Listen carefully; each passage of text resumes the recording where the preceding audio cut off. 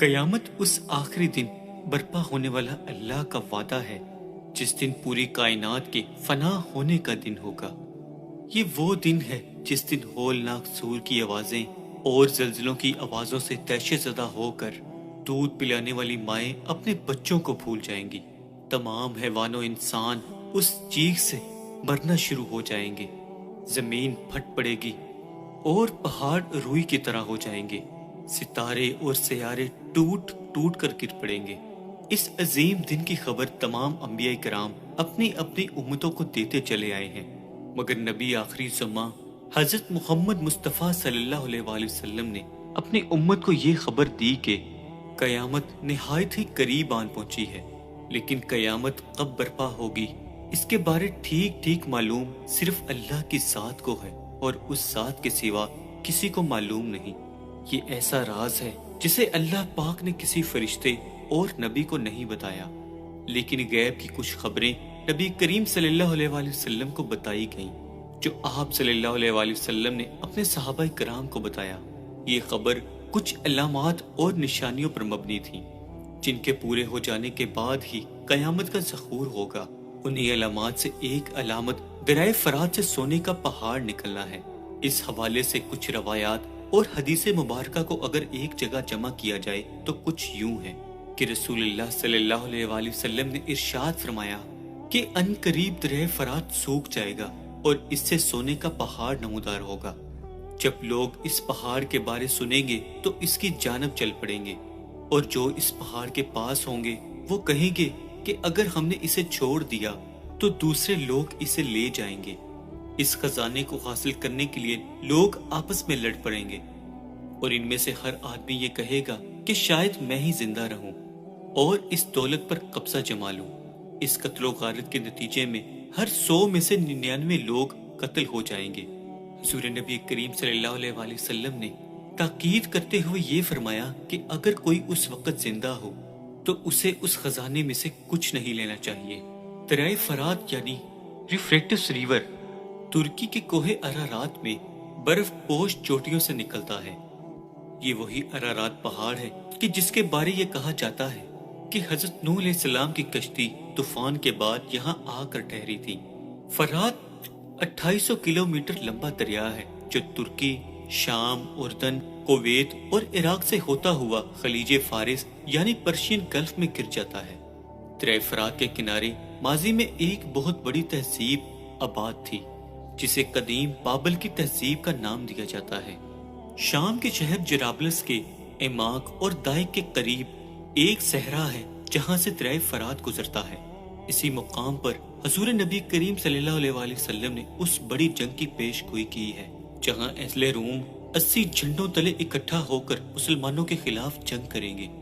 اسی علاقے کے بارے میں شیعہ عقیدہ ہے کہ یہاں وہ غار سرمن ہے جہاں حسن عسکری کے بیٹے امام محمد مہدی علیہ السلام روپوش ہیں، اور آخری زمانے میں آپ کا ظہور ہوگا۔ حضرت ابراہیم علیہ السلام سے لے کر امام حسین علیہ السلام کی شہادت تک دریائے فرات کے کنارے بے شمار تاریخی واقعات ہوئے۔ نہر فرات کا ذکر بائبل میں بھی موجود ہے۔ انجیل کے مکاشفہ میں اس نہر کا ذکر کچھ یوں آیا ہے کہ ان قریب یہ نہر سوکھ جائے گی اور پھر قیامت قریب آ جائے گی۔ اس نہر کے نیچے 4 فرشتے ہیں جنہیں بطور سزا نیچے پھینک دیا گیا تھا، اور قیامت سے قبل اس وقت ان میں سے ایک فرشتہ فرات میں ایک ایسا پیالہ انڈیلے گا جس سے اس دریا کا پانی سوکھ جائے گا۔ بائبل کے مطابق جب اللہ پاک نے حضرت آدم علیہ السلام کو پیدا کیا تو انہیں ایڈن یعنی عدن کے باغ میں رکھا تھا جہاں قسم قسم کے درخت اور پھل و میوے تھے۔ اسی عدن کے باغ کو سجانے کے لیے وہاں ایک ندی بنائی گئی تھی جس کی 4 شاخیں تھیں۔ ان 4 شاخوں میں ایک فرات کی نہر تھی جو اس دنیا میں آ کر گرتی ہے، اور اسی سے ملتی جلتی روایت ایک اسلام میں موجود ہے۔ جب رسول نبی کریم صلی اللہ علیہ وآلہ وسلم معراج کے سفر پر تشریف لے جاتے ہیں اور آپ نبی کریم وہاں سدرۃ المنتہا نامی درخت سے 4 نہریں نکلتی دیکھتے ہیں تو جبریل امی آپ کو بتاتے ہیں کہ ان میں سے 2 نہریں نیل و فرات ہیں جو دنیا میں جا کے گرتی ہیں۔ دریائے فرات کا کون سا حصہ جنت سے منسلک ہے کہ جہاں سے یہ پانی آتا ہے؟ یہ ایک پر اسرار معمہ ہے۔ रसूल नबी करीम सल्लल्लाहु अलैहि वसल्लम की पेशिन गोई के मुताबिक दरियाए फरात से निकलने वाला सोना ही उस अजीम जंग की वजह होगी जिसे अरमजदौन कहा जाता है, जिसके बाद कयामत करीब तर हो जाएगी। इस लड़ाई में हर लश्कर ये सोचेगा कि फरात से निकलने वाला सोना उसका हो जाए। दर हकीकत ये लड़ाई और इस सोने का निकलना ईमान वालों के लिए एक आजमाइश होगी। वो लोग जो दुनिया के मालो जर में मुब्तला हो चुके होंगे, उनके लिए खजाना एक आजमाइश होगा। दरियाए फरात से ये सोना निकलने की आखिर ताबीर क्या थी और फरात से ये सोने का पहाड़ कब निकलेगा, इसके मुतल्लिक उलमा और मुहक्किकीन की मुख्तलिफ आरा मौजूद हैं। बाज़ मुहक्किकीन का कहना है कि जिस सोने के पहाड़ का जिक्र किया गया था वो जाहिर हो चुका है। ये सोना कुछ और नहीं बल्कि शाम और इराक से निकलने वाला तेल है, जिसे 20वीं सदी में जमीन के अंदर से दरियाफ्त किया गया, जिसे दुनिया काला सोना यानी लिक्विड गोल्ड भी कहती है। लिहाजा हदीस में सोने के पहाड़ को इस काले सोने से तशबीह दी गई है, जिसे मजाजी माने में इस्तेमाल किया गया है। तेल की दरियाफ्त के बाद से ही यूरोप और अरब मुल्कों में कुव्वत और ताकत और मालो दौलत की मतभेड़ शुरू हुई। इराक और शाम के इस तेल के बड़े बड़े कुएं दरियाए फरात के दोनों किनारों पर वाक़या हैं, जहां से रोजाना तकरीबन 3,85,000 बैरल तेल निकाला जाता है, जबकि इराक के पास तकरीबन 140 अरब के तेल का जखीरा मौजूद है। ये तेल आज के दौर में वही हैसियत रखता है जो नबी करीम सल्लल्लाहु अलैहि वसल्लम के ज़माने मुबारक में सोने की हैसियत थी। साल 1917 से लेकर आज तक इराक मुसलसल हालत जंग में है। कभी तुर्क उस्मानी, कभी अरब कौम परस्त, कभी सद्दाम हुसैन, कभी बरतानवी फौज तो कभी जर्मन फौज, कभी शिया सुन्नी जंग और कभी दाइश यहाँ बेशुमार जंगों, फितनों और हलाकत का सबब बने। उन तमाम जंगों और कत्लो गारत का वाहिद सबब सिर्फ और सिर्फ ये तेल था। अमेरिका, दाइश, ईरानी, मलेशिया और यूरोप हत्ता के हर कोई इस सोने के पहाड़ पर टूट पड़ा है और फायदा भी उठा रखा है।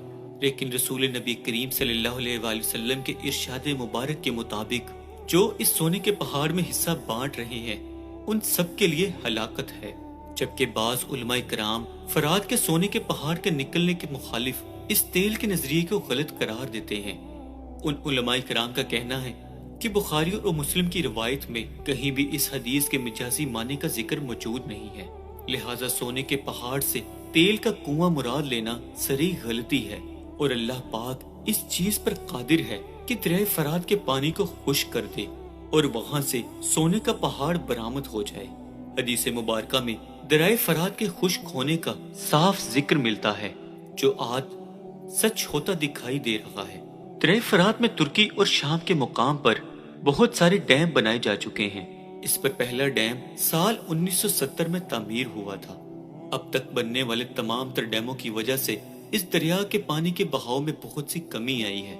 दूसरी वजह मौसम में तब्दीली, दर्जा हरारत में इजाफा, बारिश में कमी, इनकी वजह से दरियाए फरात पहले की निस्बत बहुत ज्यादा खुश्क हो चुका है। इन फुटेज में नजर आ रही दरियाए फरात का पिलर 2019 में पानी के अंदर खड़ा था और पूरी तरह से पानी में डूबा हुआ था, जबकि ये पिलर आज कुछ यूं नजर आता है, जिसमें वाज़े तौर पर यह देखा जा सकता है कि अब ये पिलर कहां आ चुका है और दरिया के पानी की गहराई किस कदर कम हो चुकी है।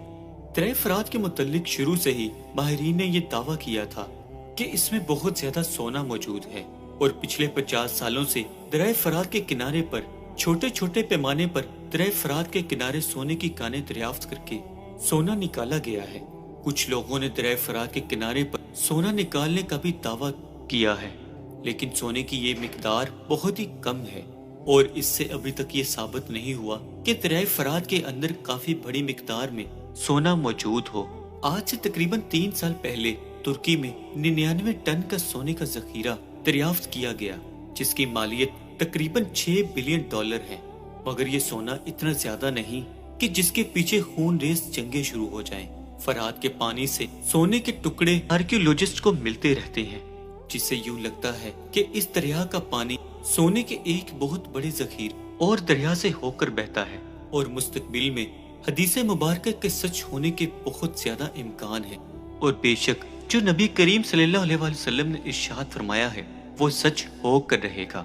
لیکن جس طرح ترکی میں یہ سونا دریافت ہوا تو ممکن ہے جب دریائے فرات سوکھتے سوکھتے ترکی کی جانب پہنچے تو وہاں یہ پہاڑ نمودار ہو جائے، حتیٰ کہ بہت بڑی خون ریز جنگ شروع ہو جائے، جس کے بعد ترکی بھی مسلمانوں کے ہاتھوں سے نکل جائے گا، جیسا کہ حدیث مبارکہ میں قسطنطنیہ کے متعلق اس پیشن گوئی کا ذکر موجود ہے کہ کرب قیامت جہاں اہل روم کا قبضہ ہو جائے گا، دریائے فرات سے نکلنے والا سونے کا وہ پہاڑ حقیقی سونا ہے یا وہ معدنی تیل جس کے لیے آج مشرق وسطیٰ میں جنگ مسلط کر دی گئی ہے، اس کا علم صرف اللہ کی ذات کو ہی ہے۔ حضور نبی کریم صلی اللہ علیہ وآلہ وسلم نے ارشاد فرمایا، حدیث مبارکہ کا مفہوم ہے کہ جب شام تباہ ہو جائے تو مسلمانوں کی خیر نہیں۔ آج شام تباہ ہو چکا ہے اور سخت گرمی کے بعد شام سے گزرنے والا دریائے فرات بھی خشک ہو چکا ہے۔ عیسیٰ علیہ السلام کا نزول، امام مہدی کی جنگیں اور دجال کا ظہور بھی اسی ملک شام میں ہوگا جس جگہ یہ دریائے فرات بہتا ہے، اور یوں لگتا ہے کہ دریائے فرات کا یوں خشک ہو جانا اس بات کی طرف اشارہ ہے کہ خواب غفلت میں پڑے لوگوں اب جاگ جاؤ، اب تمہارا اس دنیا میں وقت ختم ہونے والا ہے۔ اللہ پاک سے دعا ہے ہمیں نیک عمل کرنے کی توفیق عطا فرمائے اور قیامت کے لیے تیاری کی بھی، آمین۔